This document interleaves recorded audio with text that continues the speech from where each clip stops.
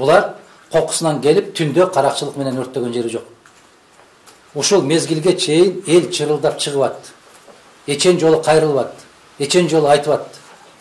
Азыр мен маалыматтан окуп калдым. Жогорку кеңеш Сапарга Исаковго тапшырма берген имиш. Ошондой деңгээлге жеткирген азаматтарды жоопко тартуу жөнүндө. Ой айланайын, сен кайсы мамлекетте жашап атасыңар? Биринчи кезекте жоопкер жогорку кеңеш өзү. Эмне үчүн ошол эл чырылдап чыкканда ошол жерге барышкан жок? Эмне үчүн комиссия түзүшкөн жок?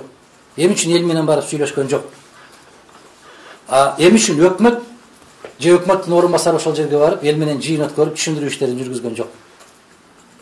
Мына Кадамжай үлгү болду го. Шамбисай үлгү көрсөттү го. Эл топтолду, жыйналды, чакырды, бардык, маселе чечилди, токтоду. Шамбисай токтоду, Кадамжай. Тогустoro дагы дал ошондой болуп жыйналды, бир канча жолу жыйын өткөрүштү, митинг өткөрүштү, чакырышты, кайрылуу жасашты. Жогорку кеңештин дагы, өкмөттүн дагы эч кандай сөз айтпай койгондон кийин эл ошондой ыкма менен көңүл бурдурууга мажбур болду. Элди күнөө жок, кымындай да күнөө жок бул жерде. Элди күнөөлөштүн кереги жок. Ошого жооптуу болгон областтын жетекчисин, ошолорго жооптуу болгон мамлекеттин, өкмөттүн кызматкерлерин жоопко тартуу керек. Эмне үчүн барган жок? Тойго чакырса барышмак. Лента кыркканы чакырса барышмак. Зуулдашып, алдыларына гайын тизип алып. Ел топтолуп, бир эмес, 3 жолу топтолуп жыйын өткөрүштү, митинг өткөрүштү. Эмне үчүн барган жок?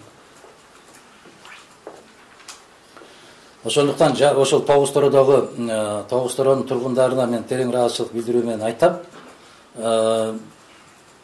Бир гана маселе, дагы бир жолу айтабыз.